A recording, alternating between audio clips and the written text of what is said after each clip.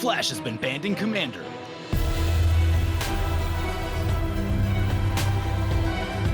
Welcome back, everyone. So in the news this morning, Flash has been banned from Commander. Because I only dabble in CEDH, I thought I would bring in an expert who plays a lot of CEH and has a better feel on what this means to the format. Please welcome my friend Nathan. Nathan, how are you doing today? Well, it's actually a fantastic 420, so I am enjoying the shit out of it. Flash is up in flames, getting lit in the morning, and it's just been great. Well, that sounds nice for you. Commander Replay does not endorse the 420, but to each their own. Well, yeah, I'm Canadian, so it's a little different. That is totally fair. So how are you feeling about the Flash ban? To be honest, I'm feeling pretty good about it. This has been something that's a long time coming, and I know the volume was increased with the printing of Thassa's Oracle, and it really brought it to the forefront. But one thing I need to stress is that before Thassa's Oracle was printing, it was still a problem. Yeah, it was still a big problem. Thassa's Oracle was kind of the spotlight on it, I think. It's like, okay, now there's really It's the levee that broke. You featured my Najila deck on your show, and that was pre Thassa's Oracle, and that was on the previous Shuffle Hulk pile. And you could even display how just being able to win at instant speed over top of any interaction for 2 mana is kind of like a problem. Yeah. So I remember that game very well, and that's a story that I take with me. I was sitting on 1 land and a mana dork, just waiting to win the game. I was just waiting till everyone was out of counter spells. That's and that is literally what the to a point Sushi Hulk devolved the game into, is because there's so many things that were pushed out of the meta, because if you're not able to interact on literally turn 1, turn 2, the game could be over. So there was no slow build plans. Anything that couldn't deal with Hulk was basically being completely pushed out of the meta. Yeah. And, even amongst other really powerful CEDH decks, Hulk is way at the top. I think there's 50 feet of crap, and then the next best deck. Yeah, there's it's just because of the way that the Timna Thrasios game grinds on, and the eventuality of it happening, and the fact that it can happen at any time, and all they need to do is continuously just grind and draw and whatnot, and it will happen. As soon as one person lets down their guard, and as soon as one person taps out, or on top of another person's trying to win when everybody's firing counter spells, you can at 2 mana win the game. Yeah. So with Flash being banned, what do you think the new best decks in the format are, or what the new best combos are? Well, Consort and Oracle are basically the strategy to beat now, and those are the easiest 2-card win conditions that can be assembled at 3 mana at sorcery speed. Okay. And it's such a tight package that it can still fit in just any basically blue-black deck. Yep. Some other decks that will really rise to the the going to be the decks to beat, what we're thinking about right now. Again, this is I was up at 5 o'clock, and it's 3 o'clock now, so I've only had about this much time to process and talk with everybody, and we're still trying to figure out what is going on, and because it's interesting now. A lot of people are really excited because so much has opened up. So many things that were not playable or pushed out, the fringe decks, now actually have a fighting chance. Yeah. But and that's what I'm excited about too, because I play fringe decks. I play Boros in CEDH, which is fringe to say the least. And I also like fringe decks myself. I'm one of those hipsters that even though I play CEDH, I have never piloted a Thrasios deck, nor do I plan on. And by that regard, I will also never touch a Keenan deck, because that's basically the same thing reflavored. Yeah. But as for the decks that are going to be the decks to beat, Food Chain is going to especially the first sliver variant. Is going to be one of the top contenders, because Food Chain is fast, consistent, uses 1 win card, 1 card win conditions in Demonic Consultation and Tainted Pack. those also layer like beautifully with Thassa's Oracle and Jace, Wielder of Mysteries, giving them different avenues to win at. Yep. Nagila, like my girl, like I was like a kind of a radical using Flash Hulk piles in Nagila. It was like personal taste in the way that I like to be able to have a malleable deck that is able to reach out and interact at any point in time of the game that I need it to. However, she's going to still be fantastic in the new meta. Like, especially if we see the rise of stacks. Nagila performs fantastic under stacks like environment. Yeah, so I wanted to Because ask you about that. Like you've got kind of your own thing going on. I played your Nagila Flash Hulk build, which I was slowly in the process of assembling myself. What do you do with the Flash Hulk package that's now gone? Do you switch to consultation or do you switch to well, Scepter? that's the thing, and that was one of the major issues. Flash Hulk with Thassa's Oracle is consultation.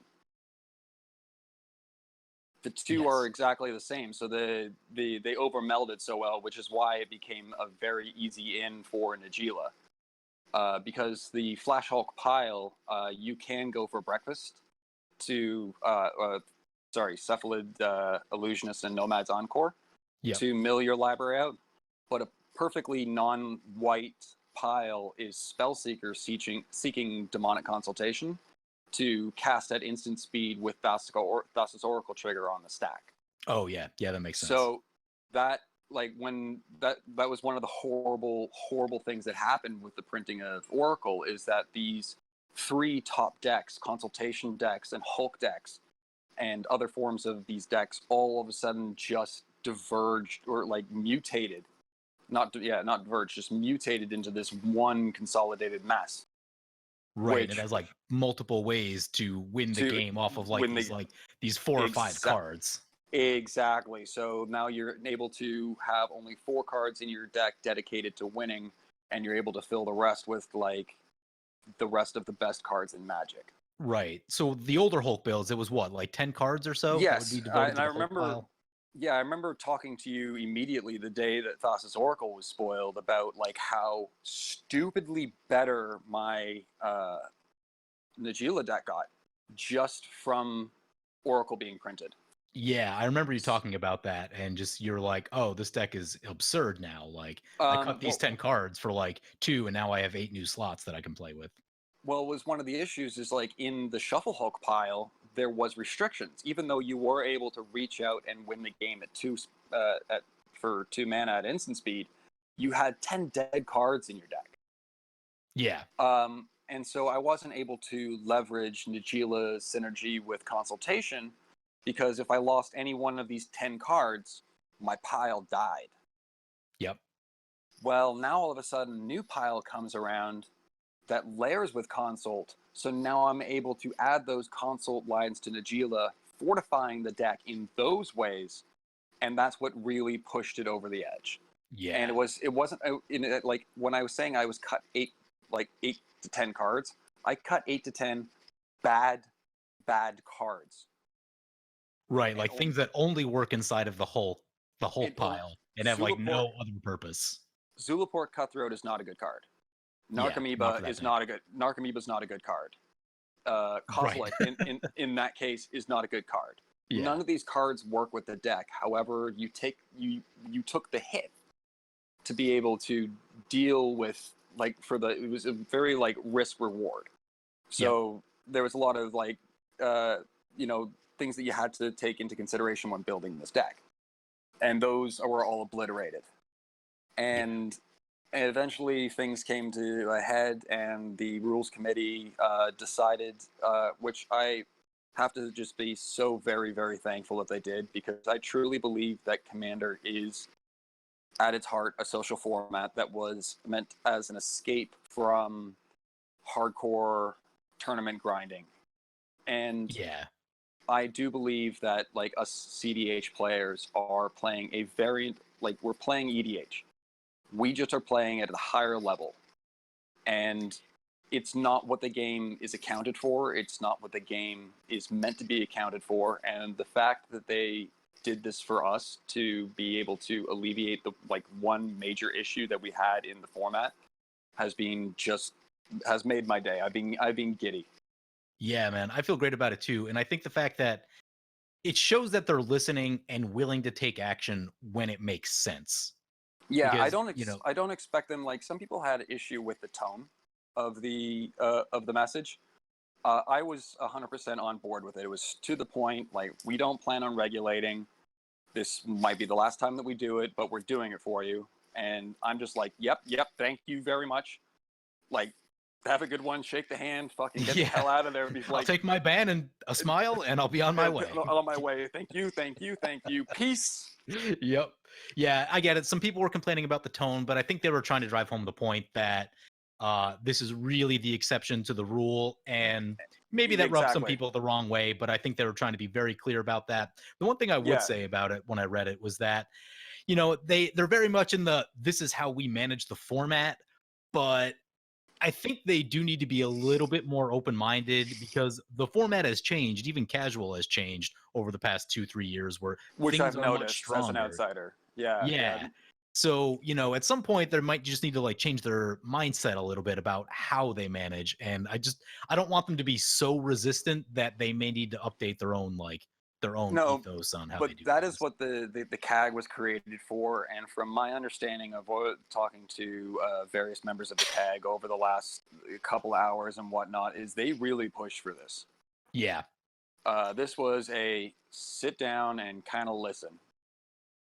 From what I heard that there were one or two holdouts on the RC, not on the CAG, that were really the ones that didn't want to go down this road of banning Flash. And I completely respect their decision.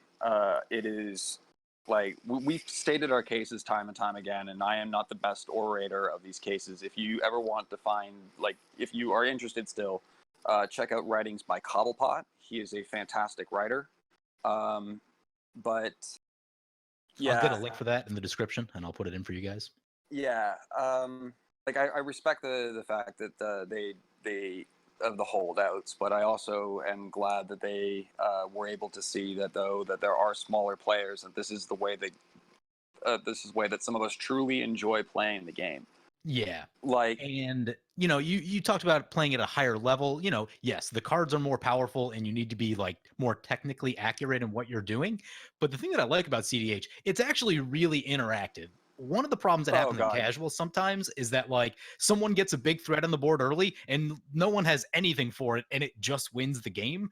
That rarely happens in CDH because everyone's packing a ton of removal and counter spells and usually, except a lot of the occasions, are big dumb idiots that hit the table and warp the way that the entire game is played. yeah. Isn't something like a Crater Hoof Behemoth. One card that makes me physically ill to see is Seedborn Muse.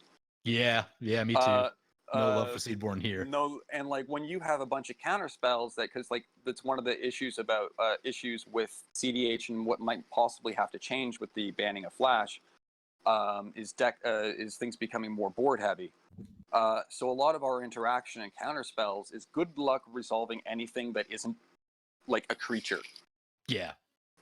Like instants, sorceries, enchantments, artifacts sometimes, but like there are a suite of counter spells, but then a lot of the counter spells that we use, like Pyroblast or Red Elemental Blast or Dispel or Mental Misstep, like all these suites of counter spells don't usually hit big threats.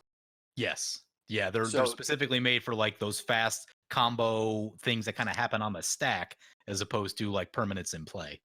yeah, so like I see like the possibility of the rise of now, because one of the big issues with Hulk running around in the meta is that there were certain archetypes that just could not survive.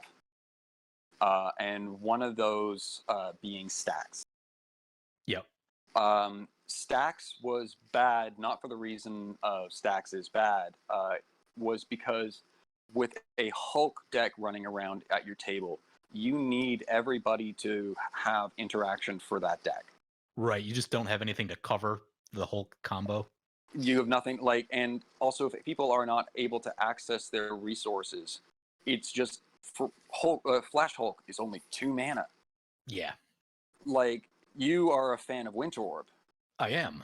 It doesn't That matter because they can it have 2 doesn't mana matter. dorks. Yeah, and just pay for it with dorks and be done. And like, yep. It just doesn't matter. But like things like Rule of Law, like each player may only cast 1 spell each turn. Cards like that all of a sudden become a lot more relevant because you wouldn't want to play that into a Flash Hulk due to the fact that if a Hulk player is sitting there waiting for everybody to cast a spell, they can cast it, they can flash out on top of it, and nobody's allowed to interact with them due to Rule of Law, and they just win. Yep.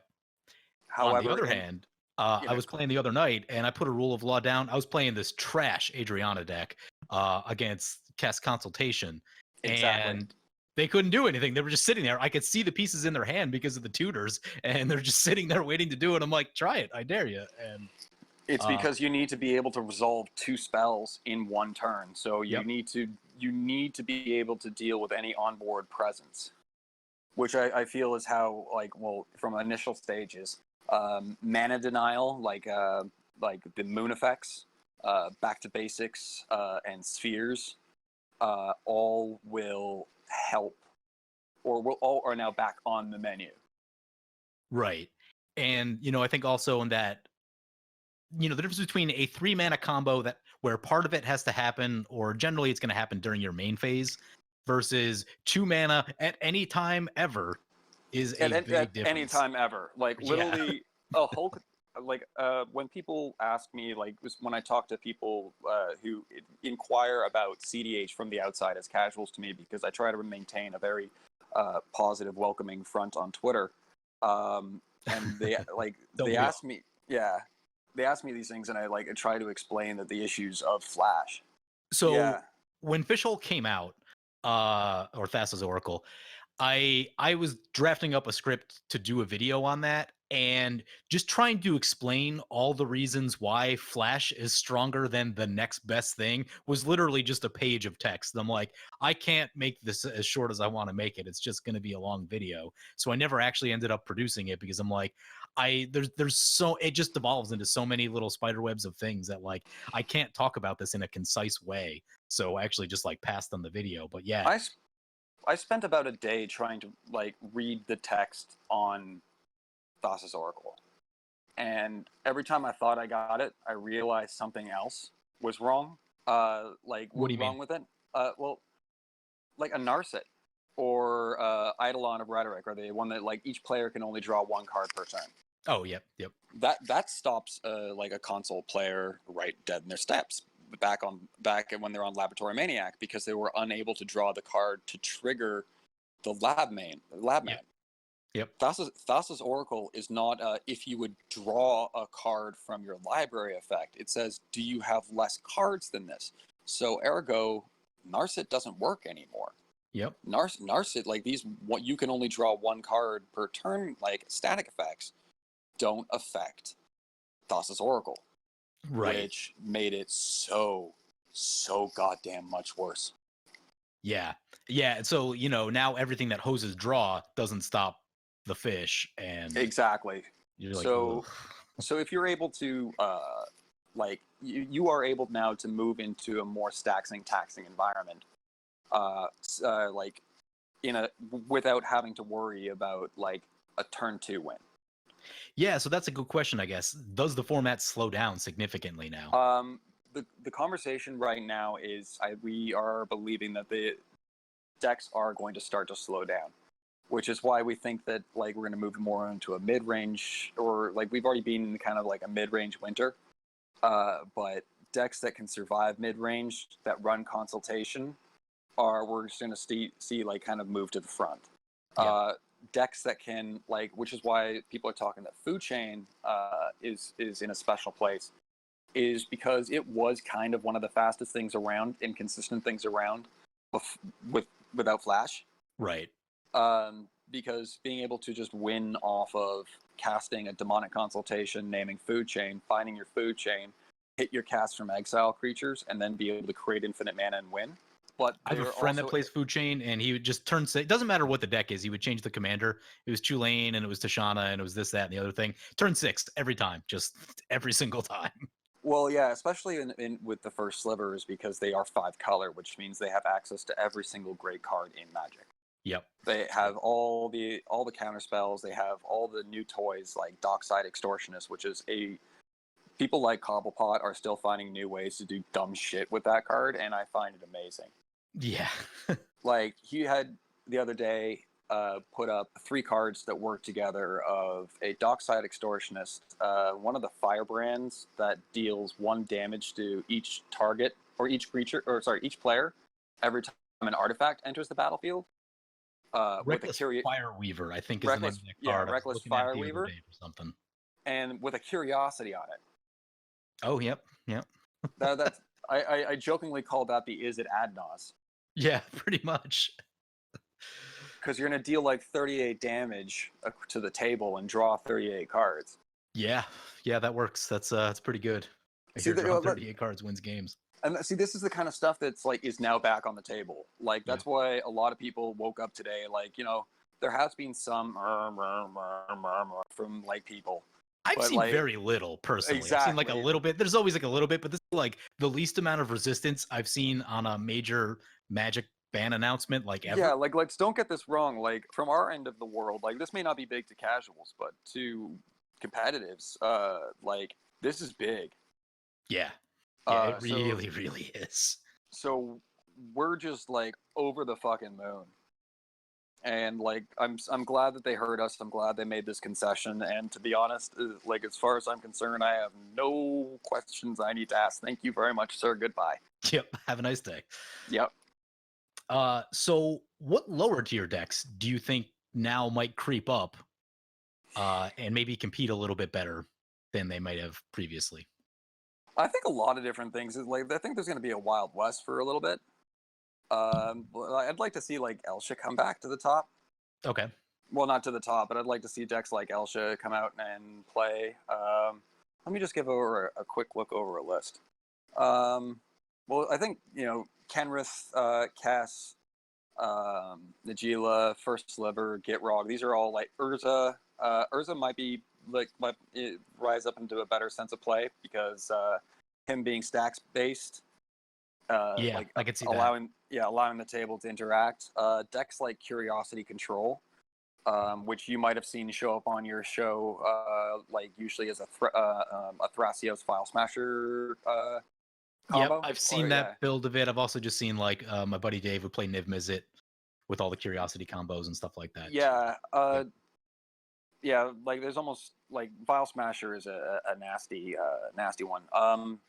Zur, I honestly think Zur stacks could make a comeback because Wolves Zur, so good against.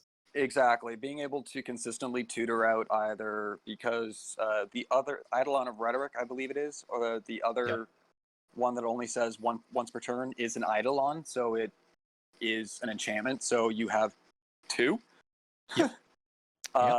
And you're also running consultation lines, and also I'd seen some talk in like just reading through different discords about being able to leverage their ad nauseum for better end step wins. Okay. Which I found very interesting because like that is one of the coolest things about Zur is the ability to just tutor Necropotence to the battlefield. And I know you've talked about that you've had some issues with Necropotence before. I only lose when I cast Necropotence. Well, I think I'm doing it wrong. Well, when we play Necropotence, like yes, decks will play it for value because yes, being able to keep your hand full. But when you have somebody like Zur, one of their major go-tos is to because they don't need to actually pay for the 3 black for Necropotence. That's huge. That's such a big. Yeah, they just need to attack with Zur. So now they have all their open mana. They pay basically every life that they have, except for maybe like 3, 4, just so you don't get like random bolted or some bullshit. Like I don't know, and then win in their end step. So like you take those 35 cards that you had. What would you do? Would you consult, or would you? Well, one of the lines that I saw was when you pick it up, consult your library away, and then with Scout's Warning. That's another like flash a creature in type of thing. Yeah. One Yep. white, drop a creature in. You slam in your Thassa's Oracle. Okay. Yep. That'll do it. Yeah, so you're able to. So that's how Necropotence is played in our version of CDH. But like, it is also a great value piece that can also be a win condition, which I think speaks to a lot of the ways that like CDH players like to build their decks.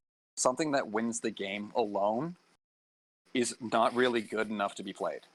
Right, exactly. You need backups, you need counterspell backup, you need protection, Like, you need other plans to victory. yeah, like there's cards that like some people might be going like, "Are you crazy?" With like from the outside that we're cutting from our lists, like Cyclonic Rift. That's starting to see less play because we've found that you can't bounce your own Dockside Extortionist or reset your own net positive mana rocks. Yep. Or you can't always interact with everything when because you would. It's not very often that you will see a overloaded Cyclonic Rift cast in CDH. Right. In casual, it's the complete opposite, where It's the complete opposite. always the 7 mana version. And like, you're probably incorrect for not overloading it in casual. Like, most of the time, like, you should just be overloading it in casual if you want to win the game and make everyone hate you. Yeah, so like in the end, when you look at if you're only casting Cyclonic Rift for its 2 mana ability, it could be replaced by literally any other 2 mana bounce spell. Yep. So being able to run Chains of Vapor, that's Chains of Vapor is a fantastic one because you can literally bounce every single one of your net mana, your net positive mana rocks, sack out all your lands, and like storm out. Yep. Like you could replay your Mana Crypts, your Mana Vaults, your Mox Diamonds, and like end up generating much more mana than you would have had just from lands alone, because like you can tap down all your lands for mana, sacrifice them all by copying the spell, bouncing your mana rocks, and then play them back all out and be up double the like mana that you originally were. Yeah. Yeah, and Rift doesn't do that for you. Like, Rift doesn't do that for you. Or something. Rift is usually a 2 mana spell. It's not the overload because of just mana restriction and time. How much time you have to actually like play the game and interact with people. Like, there's also like I'm trying to like remember the names of them off the top of my head, but it's not working at the moment. But like these 2 mana blink spells that like would draw you a card or like cantripped. Okay. There's some white ones that do it. Yeah, like I know there's some definite like I can remember the art. The art has like a guy with a whole bunch of eyes on it, and there was another one in Dominaria, and I think that was the one from Dominaria. I know there's a 3 mana one, Acrobatic Maneuver, I think is the name of the card. It's white, but 3 mana is probably a little much. There's some 2 mana ones and stuff that will do it in white. But with those ones, you can target your own permanents. Yep. So if you're running a Dockside deck, and by the way, like Dockside is very much a CDH card. Oh, it's insane. Yeah, it's ridiculous. Yeah. So when you are able to cast a Dockside, generate 6 mana, pay 2, blink Dockside back to your hand, pay another 2, replay Dockside, and generate that much more mana, it's one hell of a ritual. Yeah. But that's something that Cyclonic Rift can't do. Right. My Gerard deck basically wins by just like Gerard, Dockside, Sack Outlet, get multiple Docksides in a turn, because now I can recast Gerard multiple times in a turn, and just I find some way to piece it together from there, just having that extra mana. Insane. Yeah, Dockside is a great card. Yeah. So moving on from that, looking ahead a little bit, I'll just kind of read through these really quick. So these are probably the commanders that slot into the top spot with Flash Hulk gone now. I think Thrasios Tymna, and I'll get back to that in a sec, but Thrasios Tymna will probably slide down, but you have Kenrith, Kess, Crom, Najeela, the First Sliver, Gitrog, Urza, Vile Smasher, and Zur, kind of making up this like new top tier. And Crom. Yep, Crom with Vile, right? Is that where he goes? No, Crom goes with Tymna. Basically, there it is. Yep. Basically, everybody goes with Tymna. Yeah, that's true. Anything with Tymna ever. Or Thrasios. That's the only 2 that they are ever with. Okay. You're either looking for a combination, like a card draw engine in the command zone, or a combo piece in the command zone. Okay. So we have this new top tier of commanders. Looking ahead, let's say just like a month, 2 months, 3 months, and as people start to adjust to what the new meta looks like, are there any commanders that you think get hated on harshly because people don't have to guard against Flash, and now they can guard against whatever combo, the consultation combo or other things that now get hated on and get pushed out of the top category? It depends. If we start seeing a lot of rule of law effects, Gitrog doesn't really give a shit about that. Okay. And Gitrog has always been like a tier 1 deck. Yep. As far as I know. Or tier 1.5 or tier, some people say like 0.5. Like, it depends on who you ask and how many times you've run into the frog. It like really depends on like, you need specific answers for it. Like, you can't just like hope for the best and get like, normal permanent removal doesn't usually do it against the Gitrog. But like a lot of stacks-based decks will start to inadvertently hate out on Gitrog. But I still think that it's also like too much of a powerful deck to truly really be shut down this much. I would agree. Because it works so like, I guess like opposite the way that anything else works. So it's the new commander where you need to slot specific hate for the Gitrog, and whereas I feel like a lot of the other decks have some overlap in the cards that you can use to fight against them. Yeah, it's just the things that like I'm not as familiar with Gitrog as like I would like to be. Personally, I have never really faced up against that much Gitrog. And like I did go out and try to read the primer, but like it was a 20-page Google Doc. Yeah. The Gitrog is I don't know. It's got to be one of the most complex decks to play because I don't even actually truly understand what the win condition is. People have told me multiple times, and I'm like, oh yeah, frog players have like explained it to me, and I still just go like, Once the thing happens, I just scoop because I'm not going to sit there for 20 minutes while they, Yeah, like up until this point, I just replied, flash go burr. Yeah, exactly. Like you kind of know how Flash works, and once you see it, like, okay, the game's over. Gitrog's like, no, I gotta shuffle my library for 30 or 40 minutes and get to this right pile of stuff. I'm like, ugh. Yeah, like so some inadvertent hate that like has come out over the last little while, like Drannith Magistrate. Yeah, what?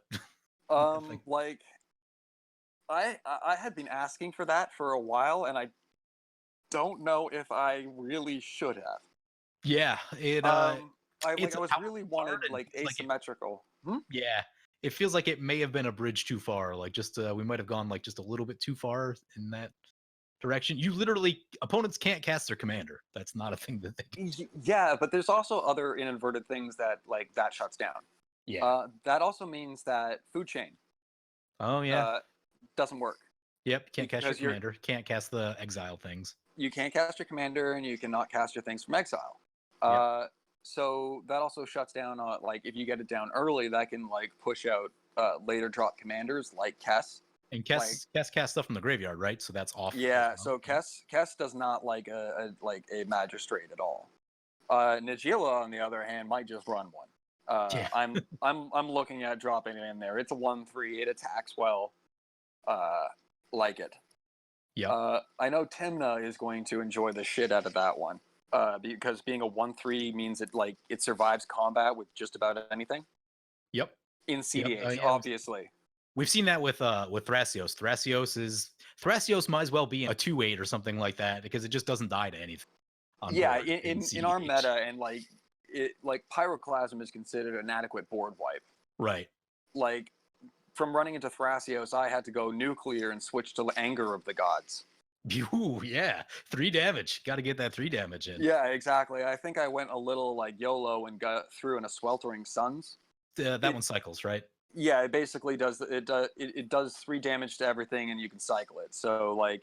But Anger gives you the exile, correct? If it dies. Anger gives you an exile, which can be nice. But also the 3 mana cycling, like if you don't need it, it can just find you another card.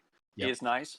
Which brings us like back around to like the cards that are just getting like cut out. Like stuff like Counterspell is starting to get cut out. Wow, really? Yeah, because Drown in the Lock exists. Wow. So like Drown in the Lock it's a blue. Sorry, it's not one. It's blue and a black. And it basically says counter target creature or counter target spell if that CMC is equal to the amount of cards in their graveyard. But what it also says is it can be used as a kill spell to destroy any creature with CMC less than the amount of cards that are in their graveyard. Oh, that's a lot of flexibility. So it's a kill spell or a counter spell? It's a kill spell or a counter spell. So like something huge. Like a counter spell is only relevant when you need something countered. But Yeah. like, say something needs to resolve, or like it's not a problem right now at all. Like, or what is on the stack is not a problem. You don't need to Yeah. counter this immediately, but at some point in time, you'll need to deal with it. Counterspell is no longer useful at that point. Right. Exactly. It needs to be on the stack for It counterspell needs to it needs to deal be with on it. the stack for like counterspell will kill absolutely fucking everything on the, but Yeah. But it needs to drown be in, on the stack. yeah, but it needs to be on the stack. So drown in the lock does like a flex job of being able to act as both a removal spell and a counter spell, and like being equal to the CMC of what's in their graveyard. It's not what's in your graveyard; it's what's in their graveyard. Okay. So like that might seem like a bit of a stipulation. However, in the competitive meta, you're fetching on turn one, you're Fetch get lands all over probing, the place. Yep. your everything Vampiric is tutor. fetching. Yep. Yep. Vampiric tutors, you're brainstorming. You like brainstorm into a fetch, into a ponder, into a preordain, into all these cards are like literally flying out of your hands in the first few turns. So it almost turns itself on curve. So Yeah. anything that you would want to count, like if they have fetched on one, it's now live to counter anything that they could cast. If you can cast, like obviously, if you can cast Drown in the Lock, like if they've cracked one, if they cracked one fetch land and cast a Mystic Remora, you can now counter or kill that. Yeah. That's awesome. That's so big.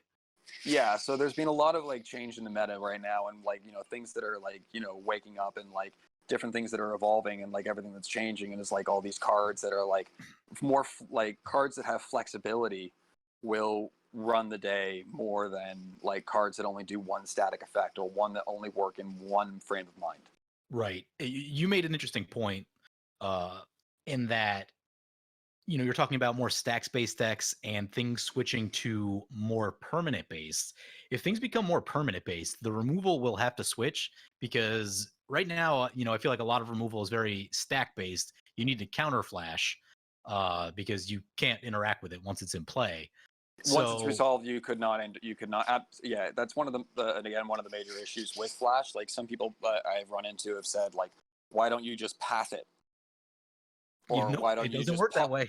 it doesn't work that way because Flash is part of the resolution of the spell. Yep.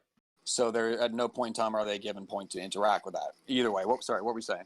So, I'm thinking along like, where's the format going to head? Where's it going to go? And, if things become more permanent based, the removal will need to shift, but I think you may actually start to see more board wipes, like more traditional EDH board wipes. I could see like a good argument being made for board wipes like Supreme Verdict. Yeah, Supreme Verdict's great. Obviously, the no Because it counter. yeah, because it can't be countered. Like a straight up Wrath of God won't necessarily just cut it. But Sure, but but if the situation becomes that like many decks are now flooding the board with stuff, then people will need to adjust their removal to account for that. yes, I think a lot of single targeted removal will come up because that's usually cheaper. Yeah. Yeah. Stuff like your Pongify, stuff like like I joke with people that like Pongify is a CDH card.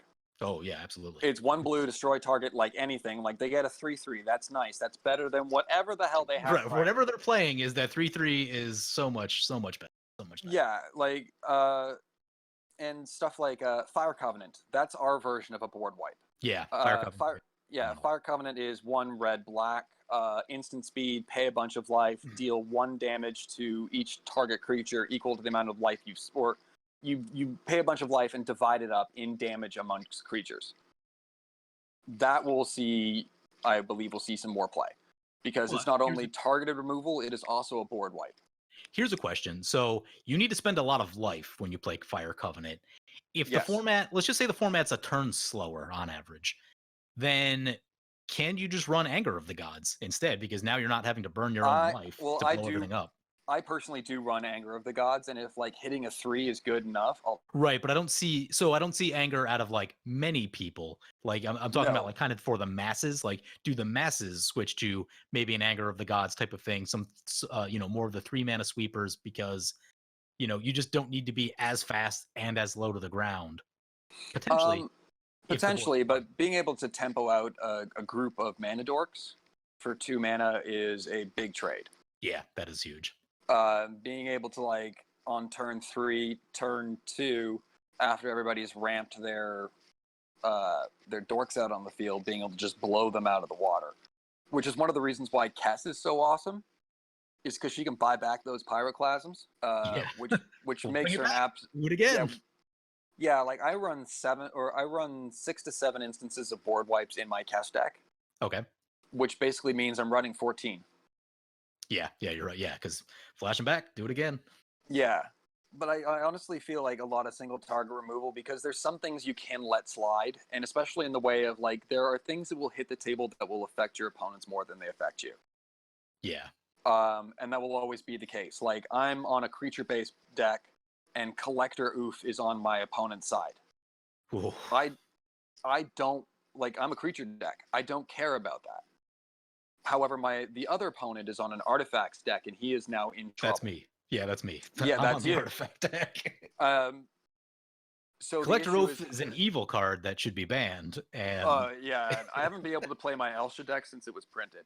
yeah, exactly. Like, why did green get that? Oh man. Yeah, no, that should have been a white card, but that's a Yep. different conversation. Yes, it Because is. that is Stony Silence. That is an artifact on a creature, which is kind of White's thing, but again, that is a different argument.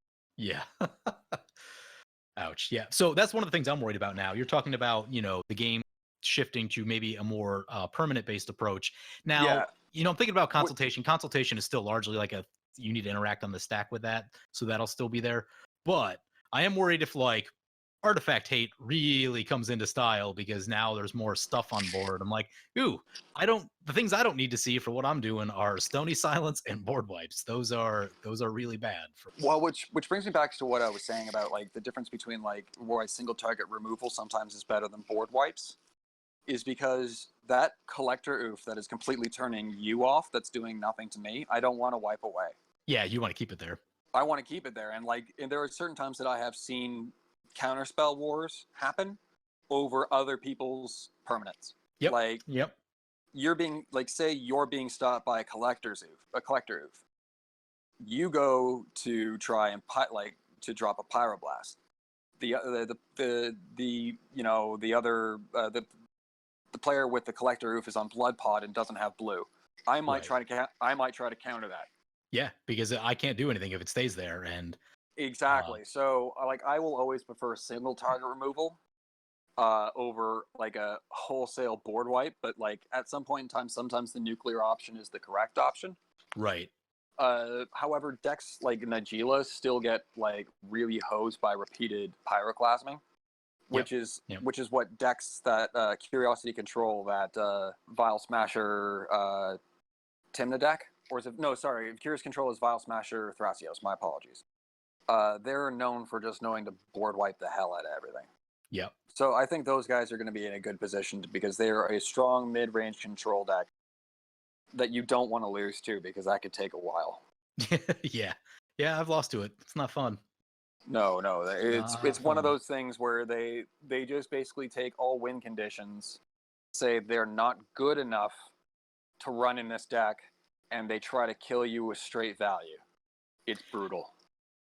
And that'd be interesting. So, and that's one thing I've told like CDH players from time to time. And like, again, I dabble in CDH. I'm not an expert, but everything they do, they get so entrenched in like, I need to assemble this combo and I will win if I do. If you have like 1 to 2 cards in your deck that are just like nice value and highly impactful, I think it does make sense to run those at some point, because it's like, all right, I'm just gonna use it as an example. I'm not saying it's like the perfect card, but just say like, or an Inferno Titan or a Chandra Torch of Defiance, something like that, where Those see play. yeah. And it's just like, sure, it won't kill you immediately, but it's going to generate a lot of value. Like, well, that is what decks like Curious Control do. That is what decks like Medium Green does.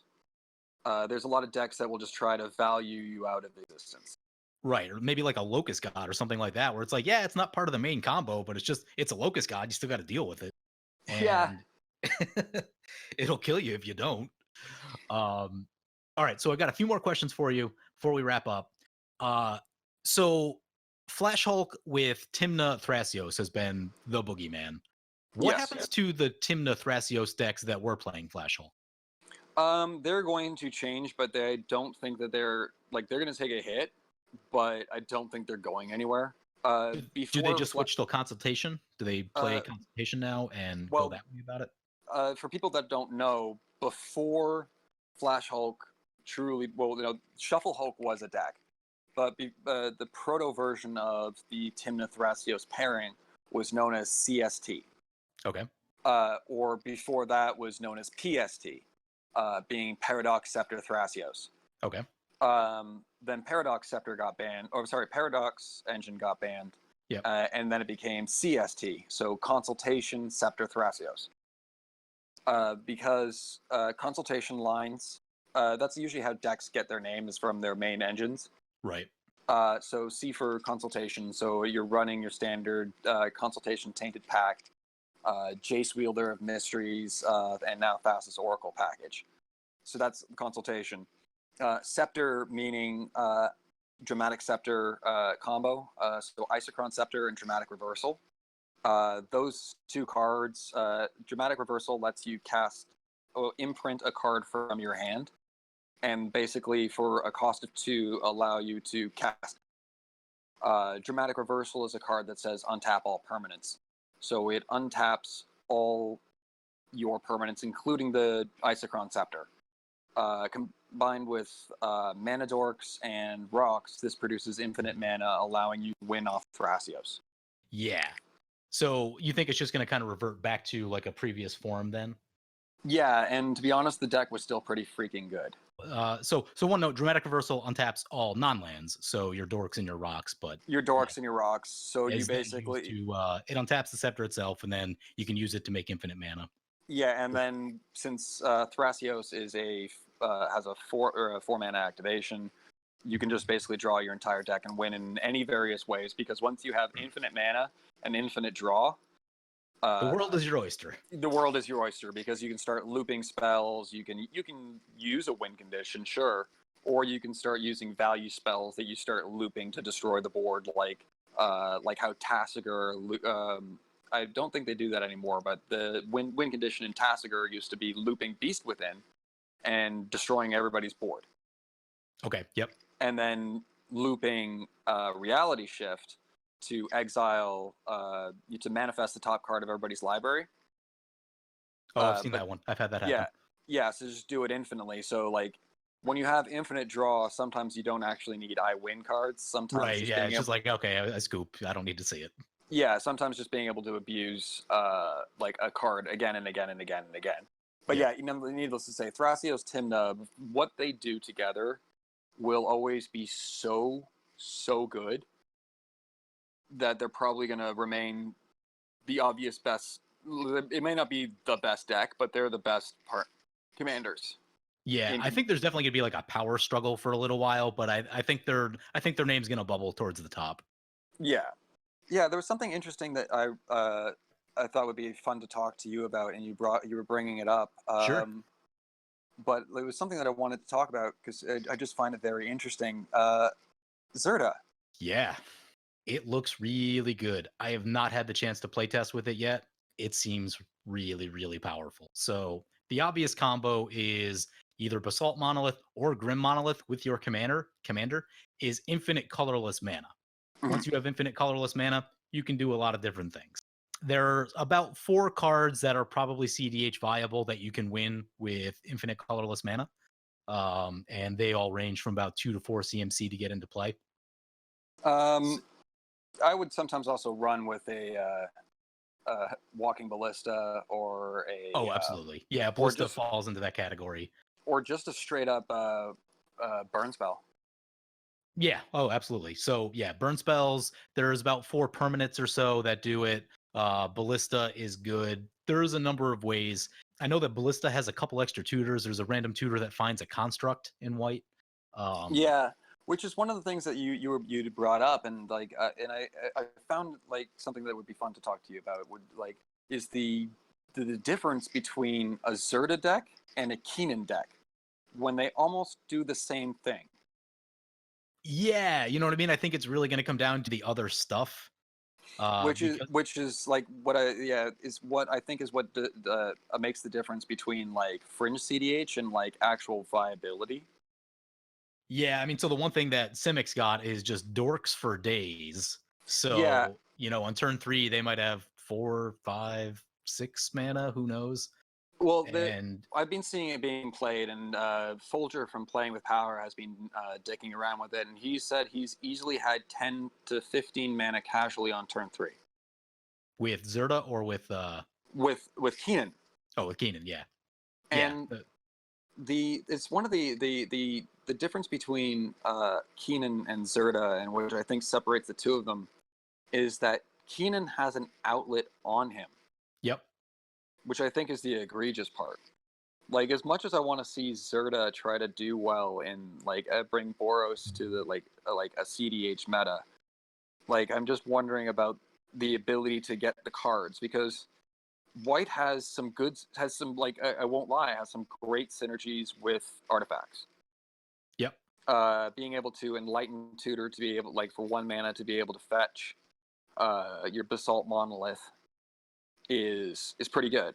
But like what like the There's not a difference is, redundancy of them. Like, you have Enlightened yeah, Tutor, and then it falls off pretty hard after that. Like, your yeah. next best So tutor is when probably you're Steel Shaper's Gift for yeah, like. so when you're in blue, you have reshape, transmute artifact, whir of invention. The amount of blue artifact cards versus the amount of white artifact cards are, at this moment, a bit staggering. Yeah, it really is very surprising. And having your like your colors be in white and red versus being in blue and green, I say this as much, and it annoys the shit out of me, because I really, really am getting tired of busted Simic 2-drops. Yeah. I like when Keenan came out, it was almost a point of immediate oh god, Yep. because to me he's just a Thrasios. Right. It's like, yeah, now you have redundancy on your Thrasios, which no one Uh, needed. yeah, like I view him as almost what is going to be casual EDH's Thrasios, and the fact that, like, because I chat a lot with some people on Twitter and whatnot, especially with like Shivan from the RC, and he has had genuine questions of like, can you please explain to me why Thrasios is a problem? Oh yeah, yeah, because it's not apparent to However, him. Yeah. yeah, it's not apparent, and like when a lot of people take a look at Thrasios, they look at Thrasios on his own, Right. which is not how you should be viewing that card. Yeah. Exactly. But on the That's other hand, and like casuals haven't been playing a lot of Thrasios. However, with the release of Keenan, Thrasios' price shot up like $20 because like people will put a Thrasios in a Keenan deck. Yep. Yep. So, but that's one of the differences is like Keenan, like Zerda, allows you to go infinite with Basalt, right? Yeah. But what Keenan has is the ability to tutor up or dig through the deck with their outlet. Yeah. If Zerda, you need to To be find another card to do it. in red and white. Yeah. I wish that they would start increasing the card quality for red and white, because the hard tutor that you have for your win condition in Zerda is Gamble, and you have gone on record stating that that is not an acceptable tutor. Yeah, I have no love for Gamble. If you're playing a graveyard deck, it's okay. Like, if you don't care if it ends up in the graveyard, fine. But if you need the card in your hand, most Boros decks do, it's not amazing. And it will bite you enough of the time. So, and I talked about this with someone on Twitter. I can't remember who, but we were talking about essentially the same thing, that, like, sure, Zerda is really powerful. But if you gave, like, a good Boros tutor, a good, like, just say a good white tutor that finds any artifact for, let's just say, a white fabricate. If you gave me white fabricate, that allows me to make any deck I want much stronger, as opposed Yeah, to just this one deck that, can be really strong if you want it to be. I'd love to see an artifact that just says like one red white search your, or sorry, like a sorcery or an instant that just said one red white search your library for an artifact card. Yeah. That'd Is be that so wrong? Like, I don't know if that's Oracle exists. So like, what is okay? yeah, you know what I mean? And like, white searches a ton of equipments. It's like not a stretch to think that once in a while they might get to search for an artifact. My issue with white and the equipment is kind of like the opposite or like it gets me in the birthing pod argument. Which is, Like one of the reasons why they banned birthing pod wasn't because birthing pod itself was powerful. It was because it limited the design space for creating Yeah, creatures. Because as soon as you right. created a creature that had any strong ETB and LTB effect, Birthing Pod got better. Let's go get it. So my issue was, and like one of the reasons why that Wizards of the Coast stated that they had originally banned Stoneforge Mystic was because that Stoneforge limited the design space for artifacts. Being able to just search up any artifact and cheat it onto the battlefield, they felt limited the design for artifacts, so they had to ban it so they could print more powerful artifacts. So My, equipment specifically. yeah, Now, yeah, what's sorry, yeah, interesting is they didn't really print more powerful equipments. After exactly. Feast and Famine, they stopped printing powerful equipments for a very long time. And like, And that has been one of the bigger issues that I have for like when people like, well, white is fantastic at searching up equipment. And I'm like, that is fantastic. Equipment isn't good. yeah, equipment Well, is very easy to sorry, interact with. and I Like, apologize to the people that are listening to this. I'm coming from I you're do gonna have some from Boros my fans in the room, so yeah, yeah, I apologize. I want things to be good for you. This is why like I kind of am angry. Like I want equipment to be better. I right, like I'm saying it's not good enough. I'm not right, saying trying to say that equipment isn't good. I'm trying to say that equipment is not good enough to be justified as by saying that like, well, blue can use artifacts and that's like a crutch that they have. And then try to say that white, like try to sell to me that like white has fantastic, synergy with artifacts. I'm like, that doesn't stand for much when the artifacts that you're giving me basically peaked out at Sword of Feast and Famine. right. And the best equipment deck that I've seen in, and like I'm using air quotes equipment deck that I've seen in CDH is mono red. Godo. Godo. Yep. It's can you count to 11? Win. Right. So to your point, I play Boros CDH, and for me, a lot of time it's been a Kiri, which that's a Voltron deck. And, the natural tendency of CEDH to run 20 or 30 pieces of cheap interaction makes it really tough to keep your equipment on your creature and keep both of those things in play. I found out that Faith Shield is one hell of a card. One The mana, protect the permanent you need to. Choose a permanent, gains protection from the color of your choice. One white. When I was in Vegas, like that meta over the 4 days was really like a mid-range grind fest. Yep. So I ended up picking up a Sword of Feast and Famine just as a way because in Najila it is arguably one of the worst combo pieces because it does combo with her, Right. but arguably the worst version of her combo Right. pieces.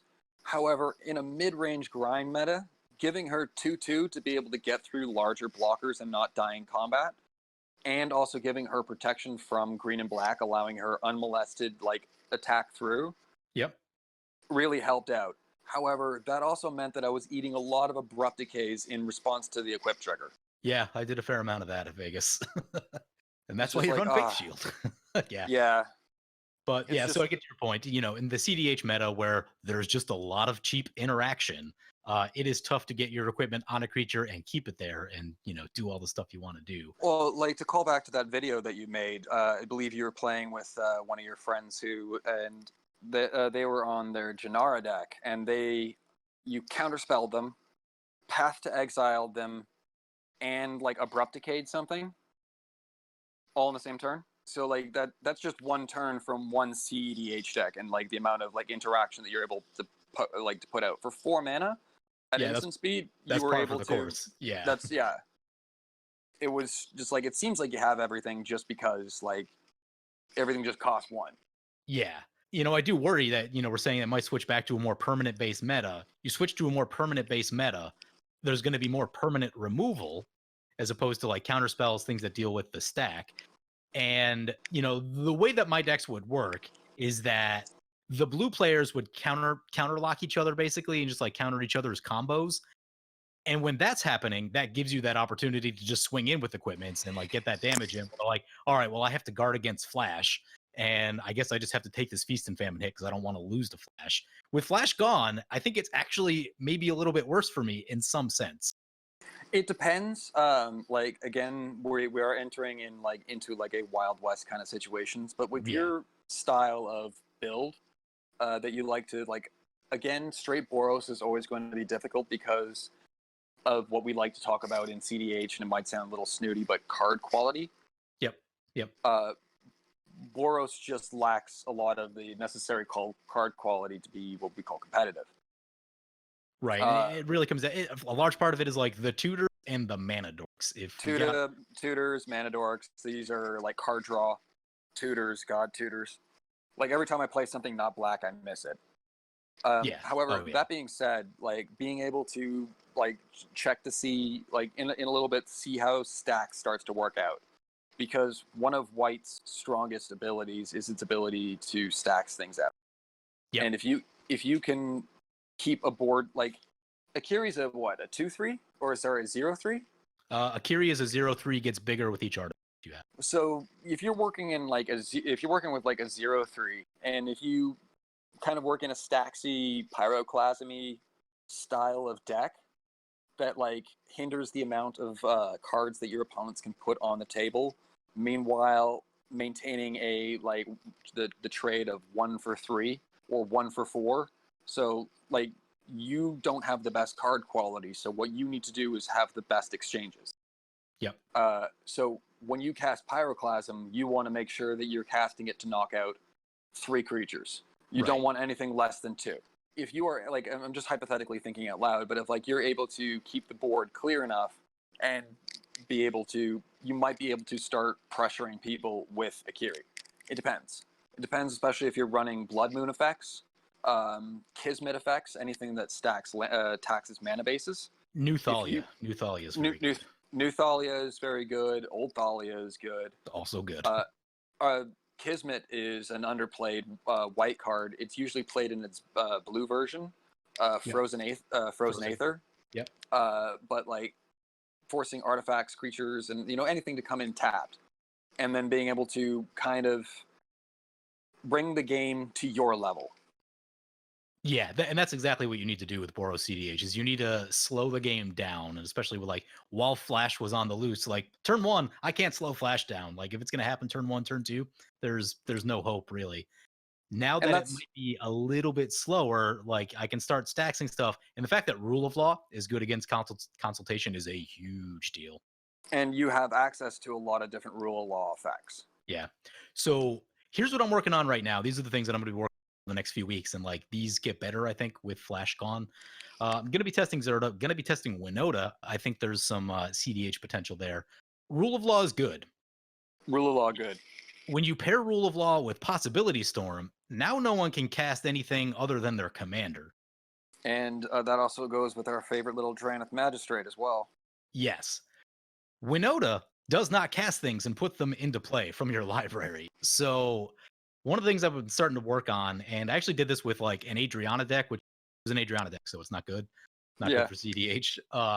But I put Rule of Law Possibility Storm together, and a Consultation player couldn't do their thing. Now, there was a Zakama player at the table, and they could still cast their commander, which was unfortunate. They did that. They shot the Possibility Storm or the Rule of Law. I can't remember which one. And then probably both. And then the Consultation player immediately won. And apparently they're just not used to like, you made a point earlier, and I wanted to come back to this, that like casual players aren't used to playing under locks, and they'll usually target the lock when probably targeting the players that would win if the lock is gone is usually the correct play when you get to this setting. Like it's one of the like, and I don't know how to. Let me try to like approach this as tactfully as possible. But like, it's when we're playing a game of competitive versus when you're playing a game of casual. There's a certain amount of different emotions involved. Yep. When you're playing a game of competitive, and I watched I watched a back-to-back CDH game and then a casual game, and it's like I should show it to you. The interactions are very different, especially the interpersonal ones. Yeah, big time. But like when I'm watching casual, or like my observations of casual is it's more of like, how does this make me feel? Like I don't like this. This needs to go. This is it. But like you are playing a game for a different reason than I'm playing the game. Yeah. And both to me are valid. And like I don't want to sound like I'm going down on anything, but like that's what like leads to trying to get rid of the thing that's stopping me from playing the game. They're not considering about the person next to me is going to win, because that is not a part of the standard meta of just winning out of nowhere. So when you end up with this two different type people playing the game for different reasons, one person is like, I want that possibility storm gone so I can play my freaking Zakama. Yep.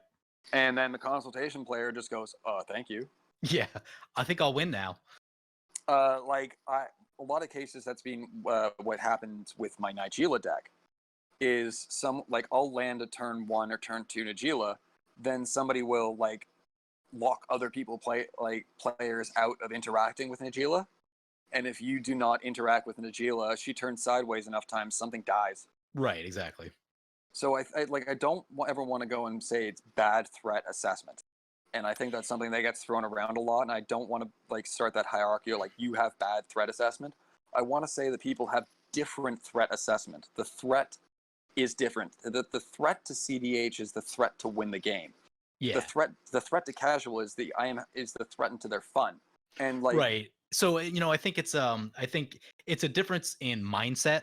Like in 100%. CEDH, you should expect to be interacted with in CEDH. In casual, your deck is probably not built in a way that it's super resilient to tons and tons of interaction, unless some of the stronger ones, sure.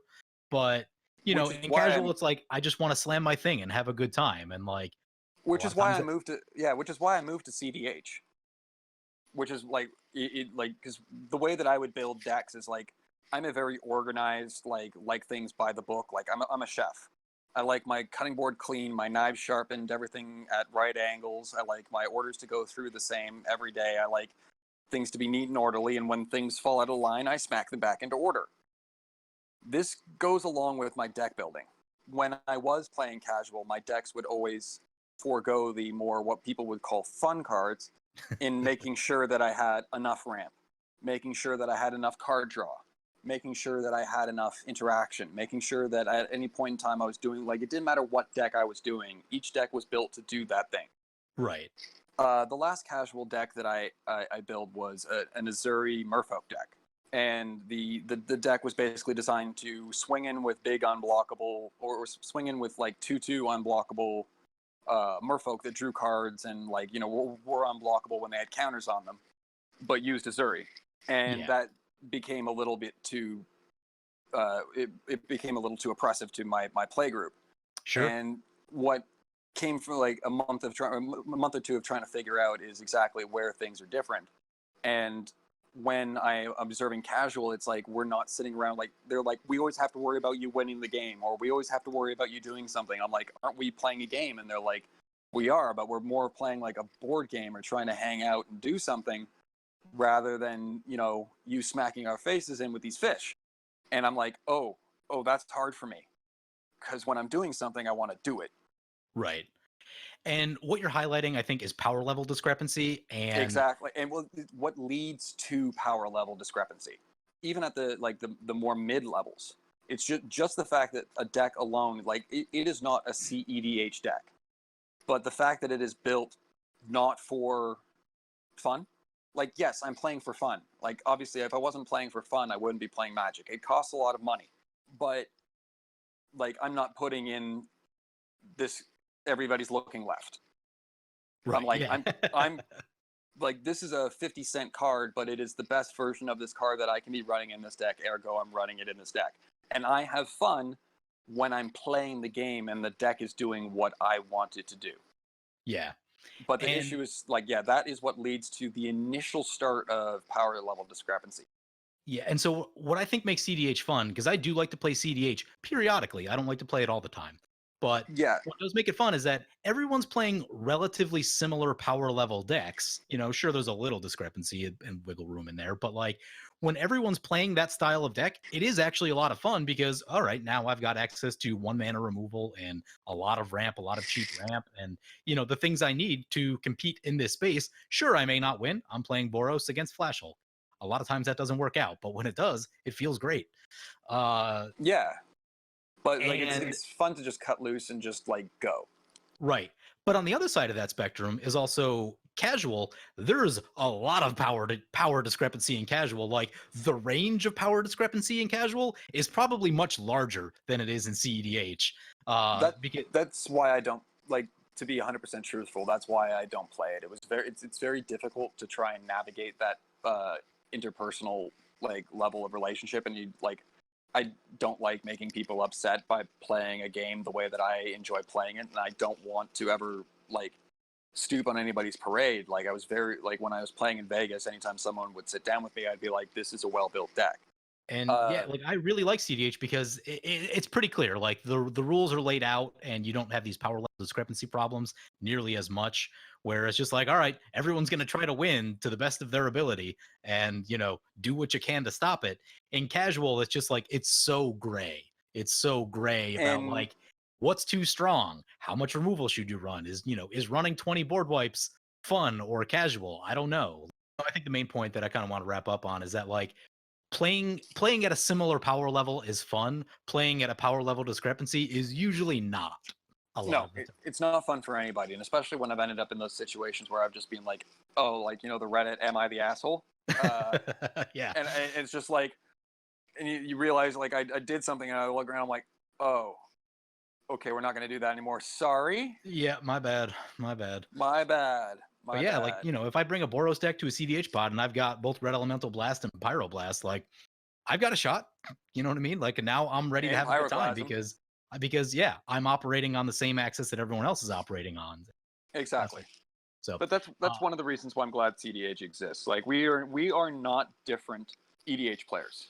right. We all just like to drive our cars at different speeds. Exactly.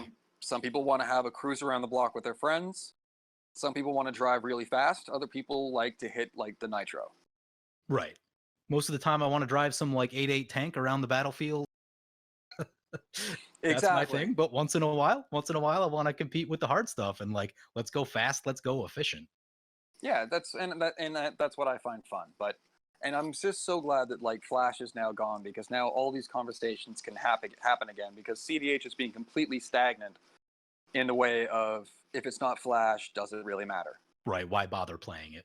But now the general mood of the day has been, what are we gonna do now? Like, ding dong, the witch is dead. How Yep. does this affect things? And we've just spent forever trying to figure it out. Now what? Yeah. Where Now do we what? go? Now do we go? Uh, It's a brand new world starting today. okay. I've got one final question for you. Sure. And you have an acclaimed deck, your Hippo Hulk build. That Hulk Yeah. is now gone. What happens to Hippo Hulk? Right now it's a bit of a immemortem. Hippo Hulk is dead. Uh, the Flash is really what made Flash was so broken that it made a stupid pile of jank actually win CDH games. Yeah. That's how stupid Flash Hulk was. That like I could create some infinite loops to kill everybody with hippopotamuses. However, there are still lines to be explored with Intrude Alarm, Suture Priest, Dork, and Feldegriff. Is it as good? No. Will it be viable? We'll see. We'll give it some time to rest. But as for now, Hippo Hulk is resting in the arms of an angel, Along with Iona. along with Iona. Yeah, it was rough to lose Hippo Hulk, and there are people in the CDH community that are sad to see it go. And it was jokingly referred to as the only CDH deck actually approved by Sheldon Menery. Nice. Yeah. Like actually people on the RC have seen it and have been like, well, if people are doing this with Flash, then we shouldn't ban it. And then I've been like, oh god, no. Well, I want to see you rebuild Hippo Hulk. Obviously, it won't be Hulk anymore. No. Probably won't be Hulk. But I assume there's probably like some way to like get some mana going and maybe make the Hippos thing work. Yeah, well, it's back to the drawing board. All right. Well, I'm excited to see it. I do want to thank you for joining me today. It's been awesome talking about all this stuff because, like I said, I only play CDH once in a while, so it's really nice to hear someone else's opinion who does play it a lot. Well, And I hope I was able to explain things for everybody, and that well, I just wanted to make it clear to everybody that like I'm sorry that Flash got banned. If anybody was playing it, like I am sorry. it sucks when your deck gets broken. Like it sucks when your deck gets banned. Deck gets broke. Yeah. But I think in terms of the greater good, I do think it's the right way to go. I think it's going to make CDH Yeah. a lot better for everyone else. Yeah, like again, like Flash was the key card in my Hippo Hulk deck, which basically gave me my pseudo rise to like of my name in the CDH community because of that janky mess. But like it's like I'm losing a deck, but I honestly think it is for the betterment of all of the community. Yeah, Well, and same. Like I was building that Najila deck with Flash Hulk, and I'm like, no, I'll give up Flash Hulk to not have to deal with it myself. Totally yeah, okay with it. and if there's something that like to add in, like when I was mentioning about the birthing pod issues, is the fact that Flash is eventually going to make its way into casual. With the spoiling of Nyx Bloom Ancient and its interaction with Flash, and like your ability to pay like one, flash in for 2 mana, pay like 2 lands, and then keep it, like that was going to start to cause issues. Ooh, yeah, I didn't think about that one. Yeah, they're like because Flash asks you to pay a mana cost as the spell is resolving, and Nyx Bloom Ancient is on the battlefield, it causes you to triple all your mana. Wow. Yeah. Yeah, that Uh, seems pretty good. so it's one of the, as I was saying, with Birthing Pod creating an issue for creatures. Flash itself was creating an issue for like any time that a good creature with a strong LTB or ETB enters the battle, enters Magic, it would break Flash. Should I use Flash with this? Yeah. Yes. Yep. But now we don't have to worry about that. Now it's gone. Now it's gone. So yeah, I think we're gonna wrap it up there. Thank you for joining me. Where can people find your stuff? You can just find me like I am at _ Chef Deadpool on Twitter. I hang around mostly on the Spike Feeders Discord. But if you ever want to hit me up on Twitter, that's basically your best way to find me. Cool. All right. With that, let's sign it out. Thank you everyone for watching, and thank you to Nathan for joining me. Thank you very much. Take care. Bye.